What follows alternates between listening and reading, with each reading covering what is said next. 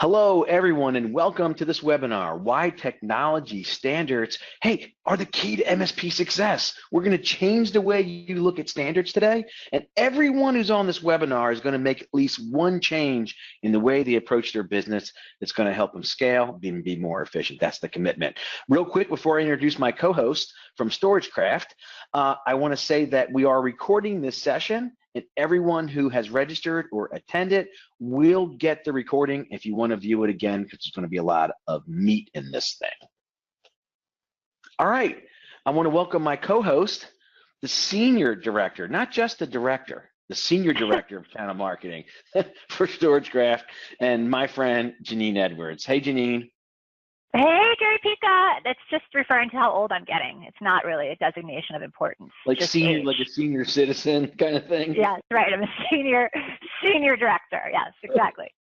All right, well, listen, this is going to be all content. We will mention at the end, but just in case anybody gets out a little early, you want more information, we got a couple web addresses here. One's an email address, gary.promo@trumethods.com, to learn more about what we're doing. And you're going to talk more about this, what you're giving away, this super RC supercar, when we get to the end of the webinar, correct? Oh, absolutely. It's so cool. So the best thing to do is stay till the end, because it's a very cool little gadget for adults. Awesome. All right, with that, let's jump right into this thing and ask this question. Why are standards more critical today? So I'll tell you this. What we're going to share today, this concept, this process, and the steps to develop standards and align your customers, I have been doing in both of the MSPs that I've owned for over 15 years. And I'm going to say it is what we did that disrupted the model and really drove all of our efficiencies. So my first MSP, Janine, we scaled to 7,000, endpoints under management, and we scaled that one. It was over 30% net profit, right? So that's among the highest in the industry. And the new one, although I didn't work in that one because a young president ran it, using the same process we're going to talk about today, they've already scaled to over 20% net profit. So this is a lot of how we got there. So you want to definitely tune in on this. But I want to start by zooming out and saying about what's really changed in the 22 years I've been in business and the 10 years that I've ran TruMethods and worked with MSPs. Our addressable market has changed. So one, Janine, there's way more customers, SMBs, that work with MSPs today than ever before. And it's growing much faster than GDP. So we have an expanding market. We're able to deal with a little larger customers, and all of our customers from a technology standpoint are more complex. And Janine, what I would say is, if you think even customers that have 20, 30, end users, and you think about the amount of technology that they leverage today, even compared to, 3 or 4 years ago, it's 2 to 3 times as much, wouldn't you say? Yeah, and I just wanted to ask, in your experience with all the awesome solution providers you work with, driving 30% is totally intense. What do you think the average that you see in your community is getting? Okay, so we set a target of 20% net profit, right, for the people who implement the TruMethods framework.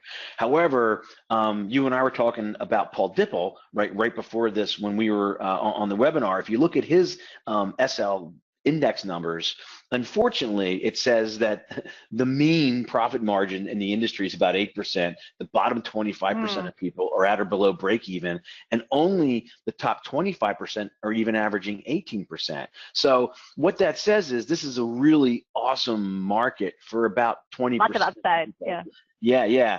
But some of the things we're going to talk about today around compliance, alignment, and strategic direction, this is how you get there. So this is going to be one of the building blocks that everyone can use to have a more profitable and valuable business. Now, I'm not saying just valuable, someone buying you that, but I'm saying more valuable to your customers, right? So think about some SMBs today in IT. Like, technology supports all of their functional areas. It supports them both tactically and strategically. So if they don't today, it used to be a lot of customers that I worked with, 10 years ago, they had technology, but it was a necessary evil. Today, if they don't leverage it as a competitive advantage, it's going to be a disadvantage.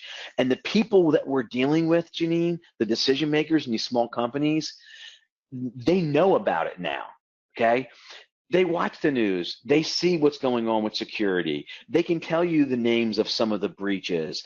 They know how important backup and disaster recovery is, right? And so, that's good for us in terms of, they have increased risks and they're looking to us in order to solve those. And guess what? They're willing to pay us more to do it. So I just was on the road doing a bunch of presentations in some different formats. And I asked this question, right, in front of hundreds of people in different ways, in different, venues.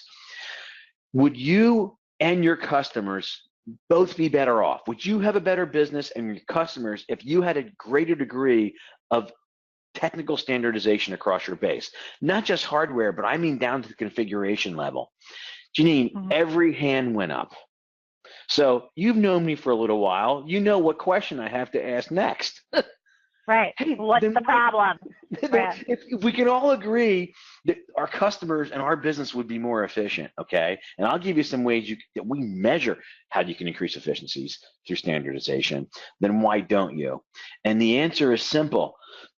Today, there's no process and there's no roles in most people's companies when we first meet them to align each customer's technology. So if you don't have a role accountable for it and there's no process, usually good things don't happen, right, in your business. It's like we talk about MSPs that want to sell more recurring revenue, but they have no process and they have no resources assigned to adding new logos. Same type thing here. Right. Are you with me on this? Totally, completely. So here's how most MSPs are set up today. They have professional services. That's the projects and things that they do that are still billable. Then for their monthly fee, they offer support, right? They have their support team, their centralized services. That would be their RMM, backup and disaster recovery, security stack, and now maybe some other cloud applications, right? So that's your stack. So is centralized services meaning like what the core offerings that make up the core solutions that make up their offering? Is that a way to describe that? I would say not to make up their offering, but make up the technology stack part of the offering. Got it. Yeah, you understand? So you have support, that's services, and you have consulting, that's like the industry term is VCIO, right? But then your stack would be centralized services. So StorageCraft would be in that stack. Got it. Okay, so who would be responsible for standards and alignment? Who would do it? Well, everybody on here has a full-time job. Professional services people have to bill. Support people are loaded up with tickets. Centralized service people need to manage the stack. And your VCIOs need to be providing strategic direction. So this is why it doesn't happen. I'll say the same thing about documentation. Most people implement, like they go out and make a project to document all their customers one quarter. And then 6 months later, guess what they have? 6-month-old documentation. Documents, right. Yeah, because when I ask people, hey, you implemented documentation, which is awesome, right? We're a big fan of it. Who's accountable for it? And they usually say, well, everybody. That's code for nobody. Right, exactly. So here's what we've done, and we've given it a name more recently. We call it technology success, but we've combined VCIO with role and process that we're going to talk about today that is around, you can use the term compliance, we call it technology alignment. And from this, you can really drive down reactive noise, you can drive up value. So it's a really important process, and we're going to take you through, really step by step on how you do this. So often standards are not developed in an easily usable format, okay? Most companies and all MSPs have some standards. So when they implement StorageCraft, they have a best practice for how they do that project. They have a standard for how they want to do it. When they implement a firewall, they know the keys, how they want to configure it. But they're usually only using those standards when they're implementing something new, rather than having them in a format where they can continuously keep their customers in alignment. So then even if they could do that, they don't really have a process to manage, like, okay, so something that is out of alignment, what do we do? And then there's no process to update and maintain standards that are changing faster today than ever, because the world, the threats, the surrounding technologies are moving more quickly, and businesses are moving more quickly. So when I talk about standards, I think they fall into two major like top line categories. One is general technology standards, and the other would be, industry legal compliance standards, and most of them are around security. So for general technology, you have your general security standards, your infrastructure, servers, software, and of course, a big one is business continuity. And since you're on today, Janine, when we give a couple examples, we'll use that as one of our two examples that you can help me out with, okay? Perfect. And then security standards, right? NIST, HIPAA, ISO, the 20 security controls, PCI, GDPR, FINRA. I mean, I could go on with these. So, I mean, all small businesses are or soon will be subject to some type of compliance moving forward. And Janine, even the one that aren't, shouldn't they kind of know where they stack up against like key security standards? Because most people, they don't even know what risk they have in backup and disaster recovery or security unless we tell them. They hire an MSP.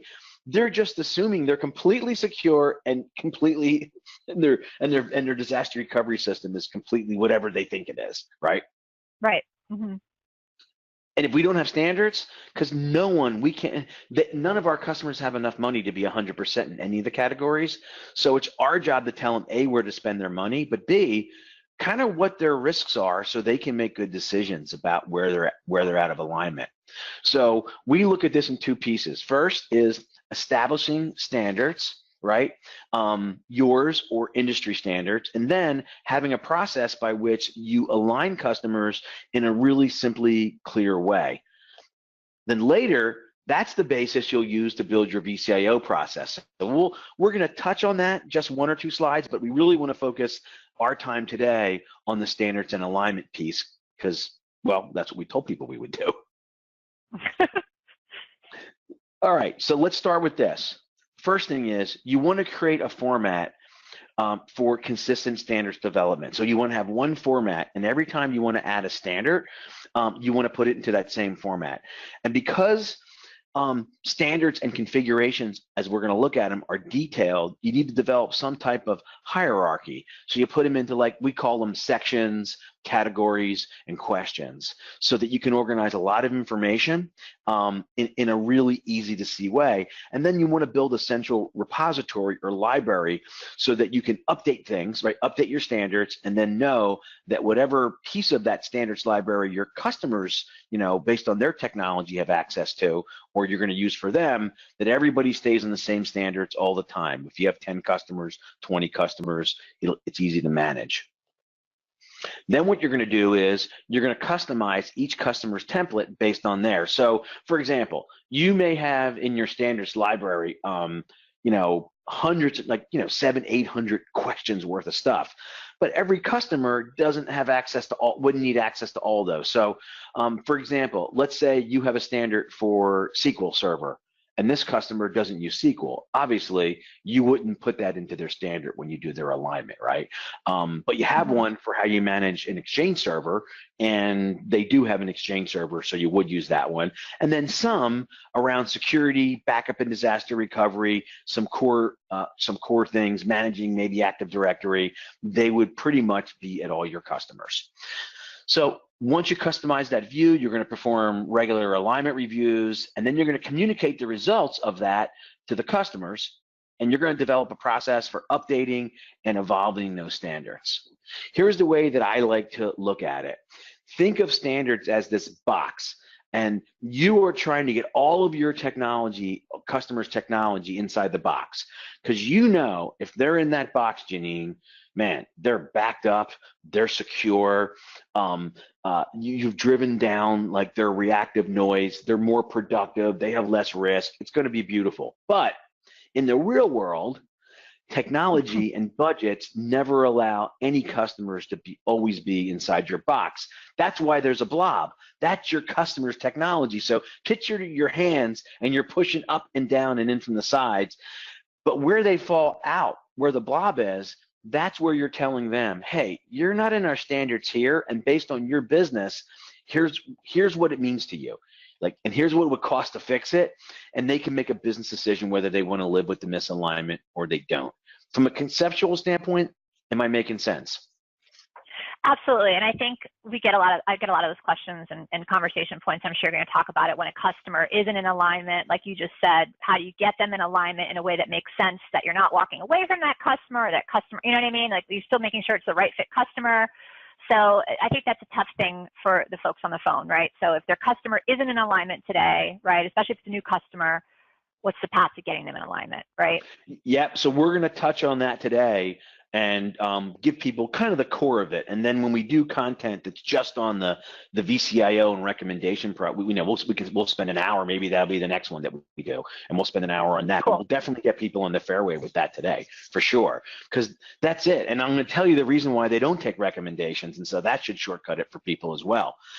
So before I move on from this one and we start looking at the actual how to develop the standards, think of it this way.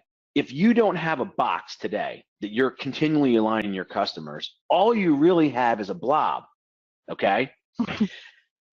And if you have 20 customers, you have 20 blobs. That gets real blobby real fast, Janine. Right? Yeah, I mean, no one wants a bunch of blobs. Come on, man. No. And it's why people are noisy. It's why we see some MSPs that are dealing with, 1 or 1.5 tickets a month per end user. And we see top MSPs, right, who get from the blob inside the box, and their customer base only generates, 0.2 or 0.25 tickets a month per end user. So they have, half or 25% of the reactive noise. So what we're talking about here is dramatic in terms of how you run your business. So, all right. So first thing I want to say when you start building your standards library is work from a top-down perspective, right? And think about the elements of a standard. Think of a category. This is the general area of technology. For example, security might be a top end. Then maybe below that, you get into those subcategories, right? Of, perimeter and interior. Then you go from down in for there. So, and when you ask questions specifically, oops, I'm sorry, hit that by accident. Oh, we're back to the blob. Yeah, specifically, what are we evaluating and how important is it? What's the priority? And why are we asking the question, right, is important. Then what frequency does it need to be checked, and a process to find the answer so people know where to find it. So, for example, make them all in yes, no questions so you have concrete parameters. So a good question would be, is the firewall enterprise grade? Okay. The bad question would be, what is the firewall? What is the firewall? Right. Is documentation. That's how things are. But it doesn't tell you, hey, we have a standard, right? And I'll give you a couple other examples as we go on here. You want to know either is it in or is it out? We don't want, as you're doing this alignment across all customers, we don't want every tech's opinion about it. Your company as a whole agrees on the standard, and then the engineer who does the alignment, their job is to only say yes or no, it's in or it's out. So, and how is this one configuration, how important is this one configuration item? And most of the time, there's a couple that are real important, but the rest of them, they're, as we'll see, one of them being out of alignment might not make a difference, but as they start to accumulate, it starts to make a big deal. And then, you want to know your engineer, and if the client ever asks, you want to know why you're asking. So think of one this way. Is this a production grade firewall? And then we say, hey, here's why we're asking it. Also, how to find the question. So you want to let people set it up in a way where they know those and can prioritize them. Are you with me so far on this? Yep. Okay, so let's give an example, 2 examples. The first one we're going to do, since you're here today, let's do backup and disaster recovery. So listen, the impact of backup and disaster recovery today is much greater. And if you really think about it, I also think about it from a security standpoint. With all the security risks that people face today, it is the last line of defense is your backup, right? So I almost include this in my security stack as well as business continuity. So Janine, you spend your whole life in this. Not just the stack you choose is important, but the standards are critical in terms of how you administer it, how you do drills, what you represent to the customer. Absolutely. And I think, this is probably will continue to be in the near future and for a long time, one of the most critical things that to your customers and to your offering. So the ability to figure out standards on this category is going to impact you guys greatly, for sure. Yeah, and you know what? And the funny thing is, Janine, we'll use this one, and the next one I'm talking about is firewall, because they make this point. The risks are so much higher, and the approach that MSPs need to take to these critical things are so much more important. But the weird thing is, customers, okay, don't always see security or backup as high value areas. Do you want to know why? Because they assume that you're doing it. It's like a utility, right? They treat it like utility. You're doing this, right? It's like electricity, right? It's done, right?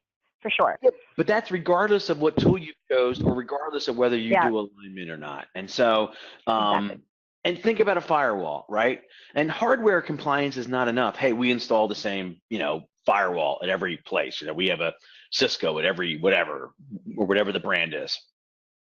But how you configure that firewall is what's critical. And guess what? We configure them much differently today than even 3 years ago, because the security threats are way different and changes are happening. So here's what I'd say, and think about these two great examples of backup and disaster recovery, right, and security. All firewalls are secure, Janine, the day you install them, right? All backup works the way, to the best of whatever that stack is, the day you install it. So why do MSPs deal and get so many new customers and lose customers, or deal with issues with their customers around security and backup? Well, because everything changes. And if you don't have a way of constantly looking and updating what the configuration changes and updates are things to deal with both internal changes to software, changes to the products, and then external changes, which is the risks and things outside of the business that impact it. If you're not continually aligning them, and I'm saying, at my MSPs, we do backup and security, our alignment, they're things we do monthly. Other things we don't do as often, but we're checking the alignment down to the configuration level. And guess what? We find things out of alignment almost every single time, even if it's small. Does that make sense? Totally. Okay, so if you don't have a standard and you don't have a role for alignment, guess what happens the day you walk out the door after onboarding or the implementation of a new, solution? Every single day it's further out from alignment than when you went there. And the more days and weeks and months that go on, the further it is, and you're not probably going to know it until it's a problem for you or your customer. So what I'd say is, when you want to get started with this, identify those most important things, the things that have the most risk to you and your customers. I suggest looking two places. One, ask your help desk. Go through your tickets and also your reactive tickets and also your alerts for the past month. Look for common areas of issues that you're dealing with and ask yourself, hey, if that would have been within our standards, right, would that have happened? And that's how you make changes to the standards. That's how you evolve them over time. If we were there the day before, could we have done something that would have prevented that ticket or that alert? That tells you, right, where to look for these type of things. Identify key areas of alignment, and then don't try to get 100% of it. Get 80% of the way there, and then start using them and keep reevaluating them, right, in some matter. Then once you've done that, choose and commit to a cadence for reevaluation. So I can tell you at my most recent MSP, we are looking at standards, and usually once a month we're reevaluating those, and I'll tell you the process we use in order to do them. So we have a standards committee. In small companies, it might be everybody in the company. You have 5 people, everybody's on the standards committee. In a larger MSP, it's somebody from each of your delivery areas. And have a standards board or queue in your PSA. So I'm on the support desk. I keep seeing that every time we implement a new firewall, these 3 things keep happening. Guess what? I'm going to send that to our standards board or queue, and we're going to add those in our next standard meeting that comes up. I do centralized services, and I realize that when we do alignment, there's 2 or 3 things that should be done differently. I'm implementing a project, and I realize it. So all these different areas, as you're dealing with customers, And once a month, you sit down, you look at that board or queue, and everybody's contributed.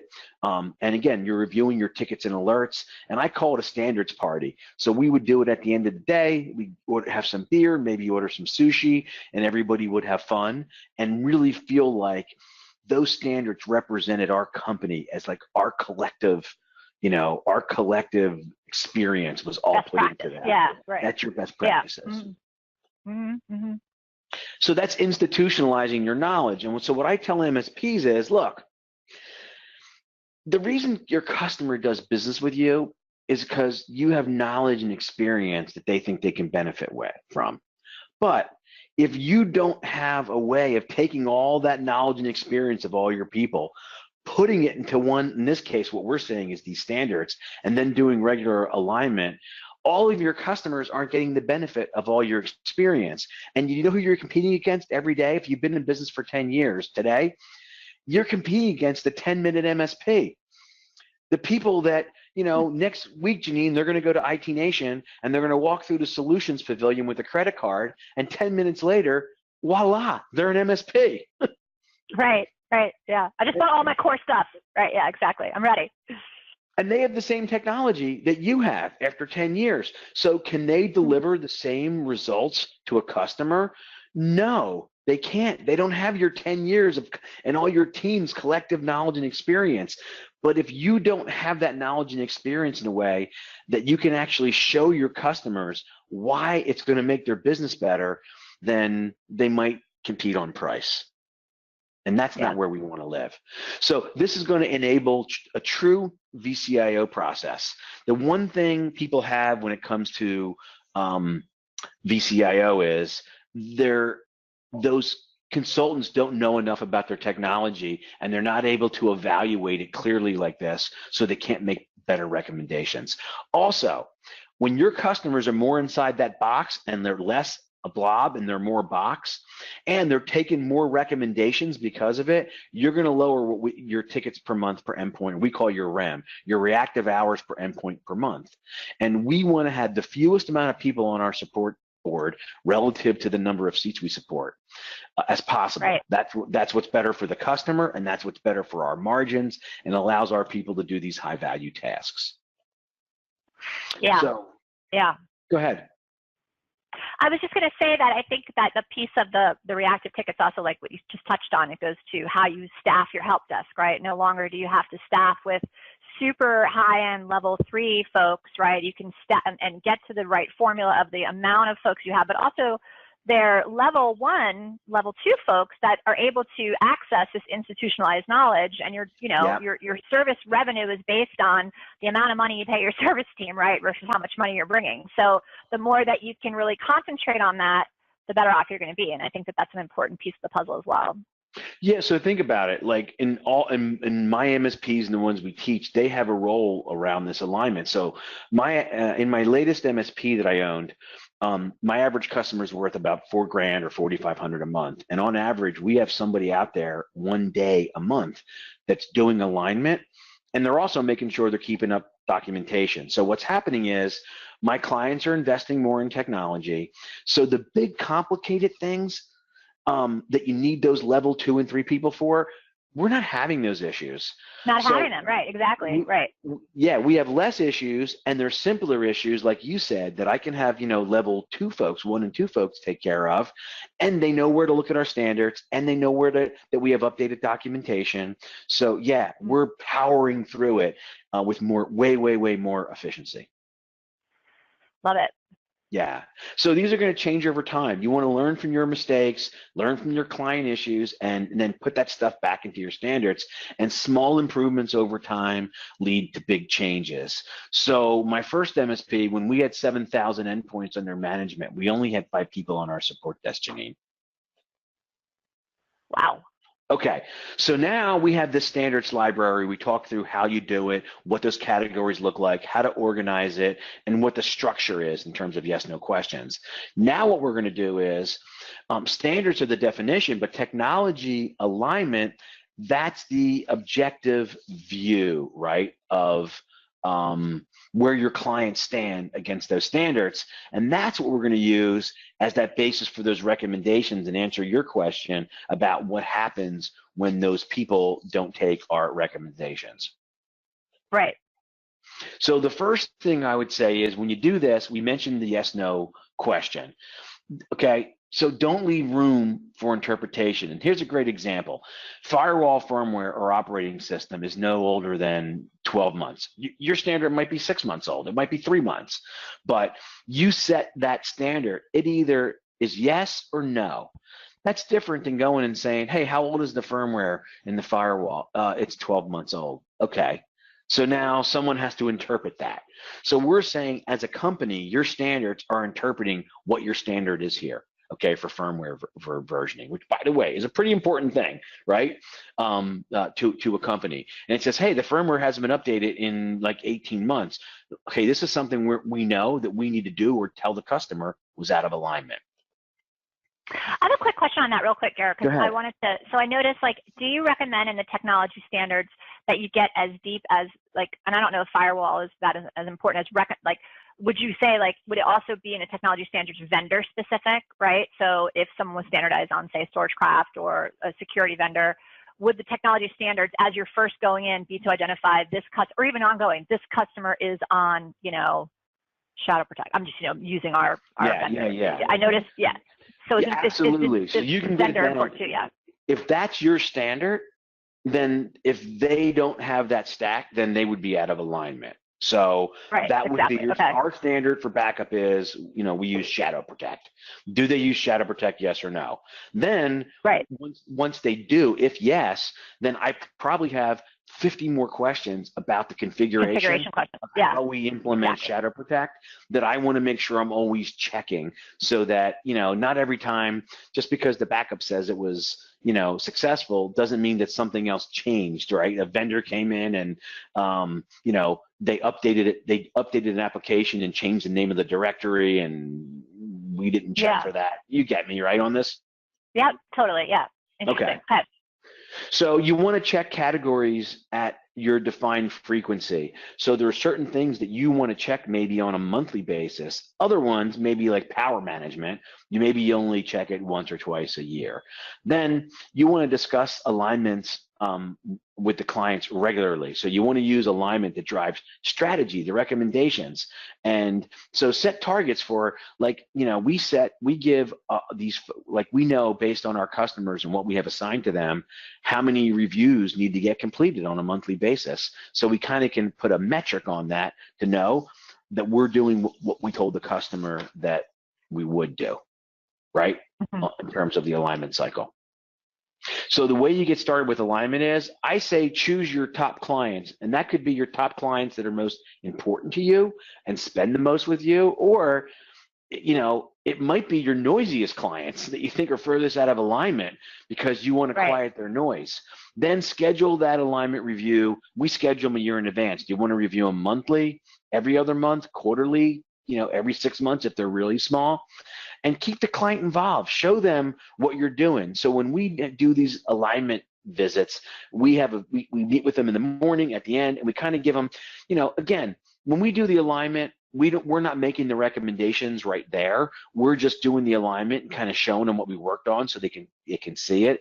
Then the VCIO normally is the one that's going to, you know, make those recommendations. Come back with hey, I noticed this is what you should be doing. And you think that the cadence should really depend on the type of client, the size of client. It doesn't have to be the same cadence for all across your entire client base.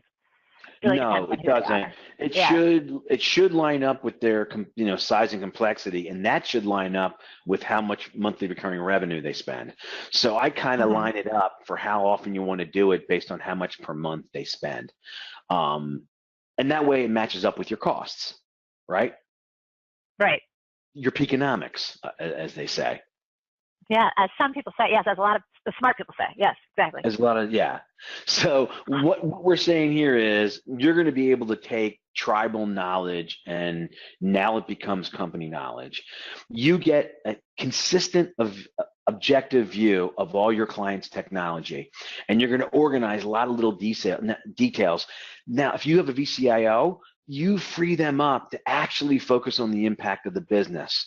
So what we find is that everyone says they have a VCIO and they do QBR meetings, but when I really find out about it, guess what I find out, Janine? They're really they're account managers. Account management.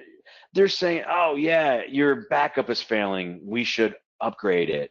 You know, your licensing. Here's your health report. Yeah, here's your monthly health report, right? Yeah, here's how many patches we installed. You know, Right. listen, I was the first VCIO at my MSP, my first MSP, and I was very disappointed that my customers didn't care as much about patch management as I did. Very riveting. It's riveting stuff. Yeah, they didn't want to know from patch management. So this is really what happens now. So we talked a lot about standards, and we talked about the alignment process, how to build a standards library. So, but let's talk about and answer the question you asked me earlier, which is, let's for a minute talk about business impact, okay? And how do you get customers to make decisions for the risk they have and that maybe you have? Like you know, they're not taking your recommendations and now they're noisy and you have all these problems. And this is where it comes to business impact, okay? So if you think about it this way, the firmware or operating system is no older than 12 months. That's probably an issue for everybody, but Janine, if this is someone who is like, you know, they run a flower shop, it might not be the biggest deal in the world. But if they're a manufacturer and they deal with the Department of Defense or they're medical or they're financial, it's a huge vulnerability, right? You know, for them. Yeah. So think of it this way: the alignment is completely objective. But when we get to the business impact, this is when those VCIOs are using what they know about that customer and how that customer, you know, does business. Because ultimately, here's where you want to get to. You want to build like this roadmap where you have these things that you uncovered and you're telling them what the impact and what it's going to cost and getting them to think in terms of this budget. So let me give an example, right, of something that could be. It's like, okay, you go to a customer and say, Mr. Customer, you have this server and it's 4.5 years old, it's out of warranty, and based on the way it's configured, and because of that, the way we need to back it up, if we were to lose the server, if it was to go down, it's going to be down for 2 to 3 business days. Is that acceptable? Okay. So it's out of alignment. The customer might say, yeah, that's fine. That's a legacy server. We can live without it. It doesn't get updated that often. It'll be fine. Okay. So it's not a problem for that customer. But the answer could also be, whoa, Janine, that's my line of business server. I can't be down for more than 4 to 6 business hours. Now, if that's the case, they have 2 choices. They can change the technology, right? Or they can change their expectations. But if we don't know all of their misalignments and we're not presenting them in that way of what their risk is, how would they know how to make the decision? Instead, what most people say is, hey, the server is old, you should replace it. It's not in my budget, I'll wait 6 months. Do you see how different that conversation is? Absolutely, yeah. And I was chatting with a partner once. I had an interesting idea, and I wondered what you thought about this idea, and if you thought it was, you know, when an end customer is really sticking to like, nope, I want to stay on this you know, whatever, this security platform that's not in your standards, and it was a really nice sized customer. So instead of walking away from the business, you know, the partner said, okay, well then you now become, you know, 2 times, or, you know, we now charge some sort of premium against you being out of standard, and we're going to give you a certain time frame for us to show you this kind of data, right? But you have to be prepared to pay, right, for not being in standard and the impact that would have on our service desk. And then we'll give you sort of a ramp time to get into standard. Do you think that's a good approach or not a good approach? Okay. And so during the course of time, yeah, go ahead. I'm sorry. Yeah, that's an awesome question. So the first thing, and I get it a lot, the first thing I say, because they say people don't take my recommendations. Number one is, first off, you have to look at what you charge and how you package and price. So when I go to customers and I'm at $165 on average per seat plus backup, okay, most customers that are going to pay that price, they want the result. They don't want to have risk and security. They're coming to me because they're already worried about it. So how you approach customers is one piece of it. And the fact that I'm selling them alignment and strategy knows they like this is the reason why they're buying from me. So I can eliminate that just by building this into my offering and having them see the value in it. Having said that, once you get to that point, I think it almost goes back to what we're saying. If you go to a customer and say, listen, we need to make a change. We have new threats that we're dealing with. I need to make a change in your perimeter security, your firewall. I also need to implement a couple new tools. Means that you're going to need to invest like $15,000, and we could talk about how we can help you, do that. But I also need to raise your price about $300 or $400. And they say, well, no, I don't have the budget for that. And say, well, look, you're not like we can't. This is not us. Like this is not our issue that we're coming to you and ask. I'm saying, here's 3 threats that we're dealing with that could shut down your business. You're telling me you're willing to live with those and not be mad at us when they hit? Because that would be a lie. Right, that would be a lie. So what should we do, Mr. Customer? Because not only do I think you cannot, some risks, I'll let you make the decision to live with, but you have some risk right now that are not just impacting your business, but they're going to potentially impact my risk with you. And when you present things in that way, they'll normally, and they still say, no, I don't want to make any changes. Well, if it's a risk type thing only and doesn't affect it, you have the decision. You get them to sign off on something. Is that good enough for you? Because even if they sign off that it was their decision, they're probably still going to fire you anyway. So you have a choice to make. But if it's something, the other thing you talked about, which is it's creating a lot of, maybe it's not security, but some other upgrade that's creating a lot of tickets and a lot of reactive noise, then you got to say, hey, do I want them? And how much of a premium would I have to charge them to be able to handle all their reactive noise? So you give them a decision to make, but ultimately, if they don't want to change and they don't want to pay you more, you got a tough decision to make. Then the decision comes on you. Yeah, I gotcha. Yeah. And what I would say is, you have to get to a point where you're just confident you're offering. Yeah. Go ahead. I'm sorry, Gary. No, go ahead. Finish your thought, because that's good. I think the difference is those folks, like you said, that are getting the 150, 160 are just super confident in their offering, and they're like, this is what we do. And, we have to, based on your operational maturity level, Mr. Customer, are you a good fit for us? And they've gotten to a point in their maturity where they're confident in that, Yeah, so can I tell you what happens in the sales process with this? Like, we'll talk for a minute about it. I go out and talk to someone, and I'm telling them that we're $4,000 a month, and he's saying, well, I'm paying $3,000 a month now, and that's how much the other vendor we're looking at is. They're around they're only a couple $100 more. Why are you so much? And I'm like, look, we talked about why I'm even here. Like, there's 2 or 3 things you're concerned about that you said are impacting your business. Look, here's our alignment process. Here's the process we use for making recommendations for you. Like, I have resources dedicated to the solution to your problem. Every one of the issues that we uncovered, the pain that I uncovered here is not the issue. It is a result of the issue. So do you want to hire someone for $3,000 who's just going to keep dealing with the tickets and the issues that you have, the result of it? Or is it more cost effective to invest in the solution and have those things go away where you can't have it both ways? Which would you prefer? And about 20% of the time, they prefer to pay us our price, because that was our close rate, 20-25%. And we built a super low noise, high profitable business because we made them choose between results, right? So we showed them, hey, yeah, you're paying for these standard MSP stuff. Do you want to invest a little bit more in the solution? Here's conceptually what our solution looks like. It's almost like I in our training program, I call it the value stack. And we glump all the things that all MSPs do, centralized services and support and giving some basic advice and doing projects, and say, yeah, that's what we all do. That's the bottom of the stack. You should expect that we do that well. But look, we call this process technology success. The idea of standards and alignment and impact and building the strategy and having you see technology as a functional area rather than an expense item. That's what you're making the investment is. And like, how much longer can you run your business running IT that way when your technology now impacts and supports all your other functional areas in your whole business? And with that, guess what? That's why they're willing to pay $150 a seat on average instead of $100. And look what that means to your business, Janine. 1,000 seats, 20 customer. One MSP sending out bills for $150,000 a month. The other one for $100. Now, I'm not a math guru, but $50,000 a month to the bottom line times 12 months by my gazintas is $600,000 to the bottom line.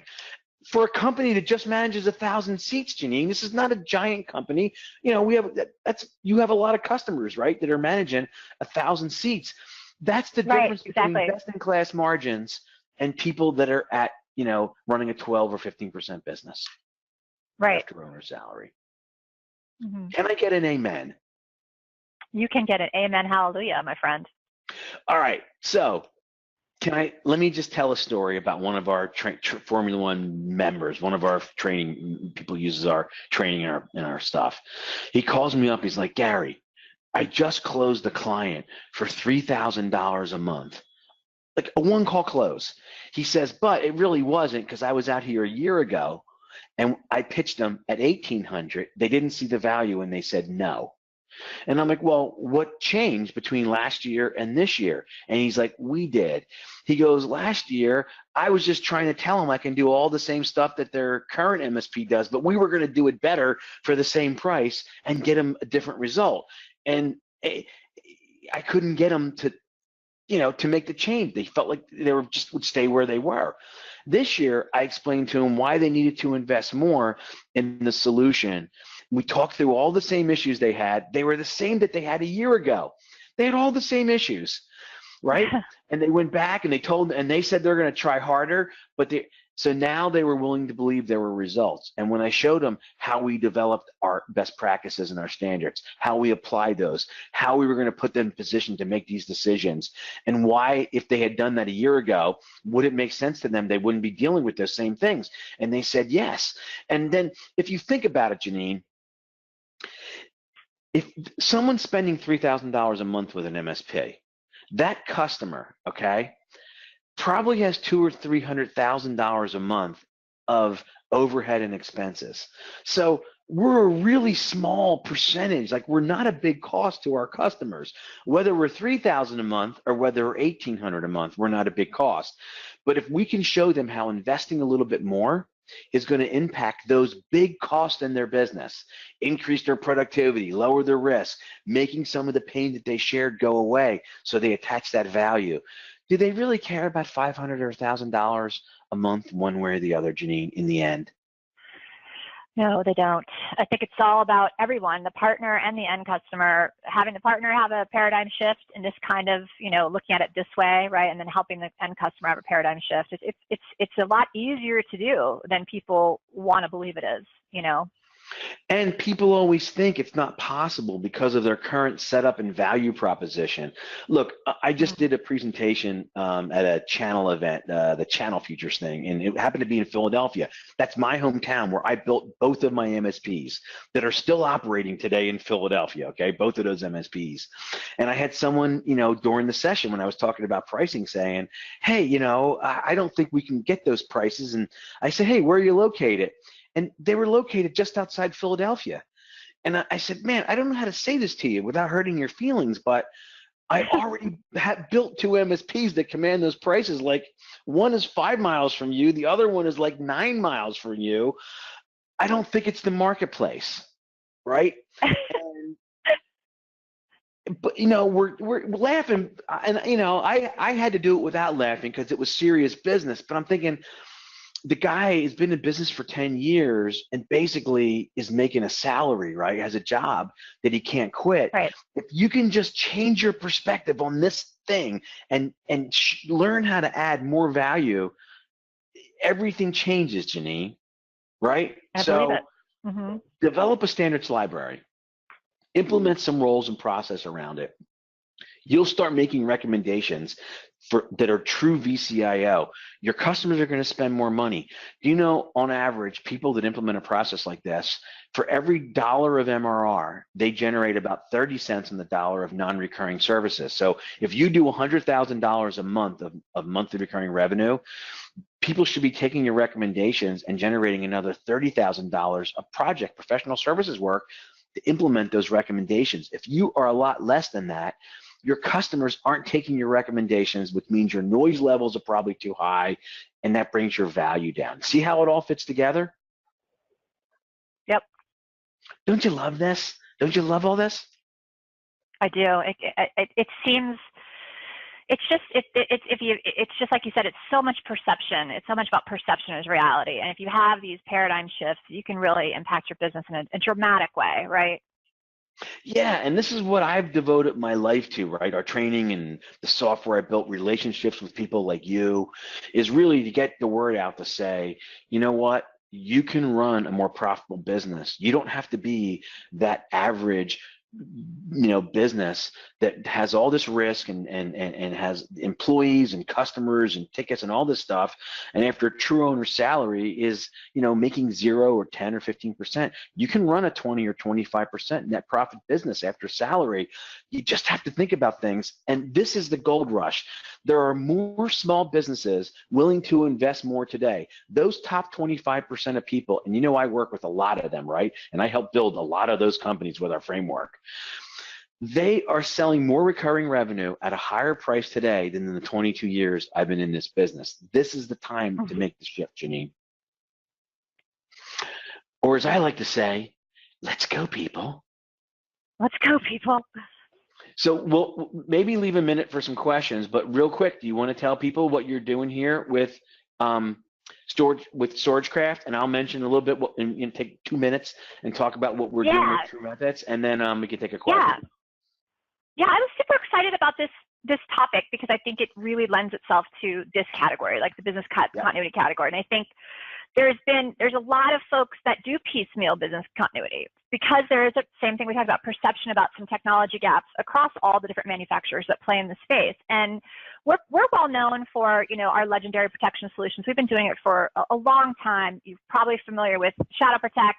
A year and a half ago, we invested in scale-out storage. But what we've really done over the past year is focus very, very closely and very focused specifically on innovation, right, around our products. And we just recently introduced 2 new products to our suite, rounding out our complete suite, right, of end-to-end products. And you can go to the next slide. And we have ShadowSafe, OneSafe, in addition to our cloud services offering, that we are now bringing a complete offering that covers the entire business continuity category so that you as a partner can know that you have one vendor, one solution, one choice to make when it comes to this critical portion of your offering and your technology standards, as we just talked about, right? And so we're going to be showing you a lot of cool things in the future that differentiates, our software, our appliance, our cloud services offering. And we want you to take a look at us. We want you to consider us. And we also, in the meantime, while bringing this innovation to play, we also have stood up a channel program, a brand new channel program that helps support and reward across this entire product suite. So we want you guys to take a look at the Partner Success Program, and now is the day to do it. When you fill out the form, if you go to storagecraft.com/winatraxis and agree to just take a look and talk to one of our folks about our partner program and take a look at how we've changed it, how we've refreshed it, you'll be entered to win a super cool RC supercar from Traxis, and because we really want you to get in the driver's seat when it comes to business continuity. We wanted you to take a look at under the hood. Yeah, you got it. Oh my God! See how I did that? So please do. And this offer is only good for about 24 hours. Really quickly, it's important to also note that you're still eligible to win the car if you are a current StorageCraft partner. We just ask that you check the little box and let us know, right? So, and then we'll the program. Listen, so before I mention something about TruMethods, I'll say this: when I didn't do any sales calls with the most recent MSP because I run TruMethods. We had someone, the president who ran it, but I coached them on how to do it. But I've been on 1,500 sales calls in my first MSP, so I know a little bit about it. And one of the things when we talk about uncovering pain, when we got the backup, I started asking customers questions like, "Hey, can I ask you a couple questions about your backup and disaster recovery?" And guess what? The president of the company, most of the questions that I asked, hey, if this server went down, how long would it be down for? When was the last time it was checked? How did the vendor communicate to you? I don't know. I'm like, well, do you think you should know? What is it a problem that you don't know? Let me tell you that, right? So listen, this is how people are going in and picking off. Like, so take some time to get the right stack in place, okay? And your customers are assuming they're completely protected, whether they are or not. So go check this out. Go check out what Janine's doing over there. Thanks, Dirk. And for us, we have our training in our software, My IT Process. Our training portal has been used by over 3,000 MSPs worldwide. There's over 200 hours of role-based content, a complete framework on how to build your business, add value, and our software product, My IT Process, will help you build the alignment, standards and alignment. It has a standards library, allows you to do alignment, and we have built out these security standards and some general technology standards that we can upload and you can start to use to get a head start on this thing. So everything we talk about standards library and everything to build a strategic roadmap, just going to shortcut your process on how to do that. So if you want to learn more about TruMethods and what we're doing to help people be awesome, Gary.promo@TruMethods.com. There's no E in True. Gary.promo@TruMethods.com, and just send an email and say promo or special pricing, and someone from my team will reach out and explain how we're bundling our training and our software to help you add value and raise your seat price and drive down your noise levels and be more awesome. Be more awesome. This was fun, Janine. It's always fun to hang out with Gary Pica. It really is, and we're very excited about this, this topic. So thank you so much for working with us to bring such great content to the community, because it's something we're passionate about, and we're really passionate about our new product offering and our program. Awesome. Hey, Janine, thanks, and everybody make it a great day. Thank you, guys. Have a great rest of your day.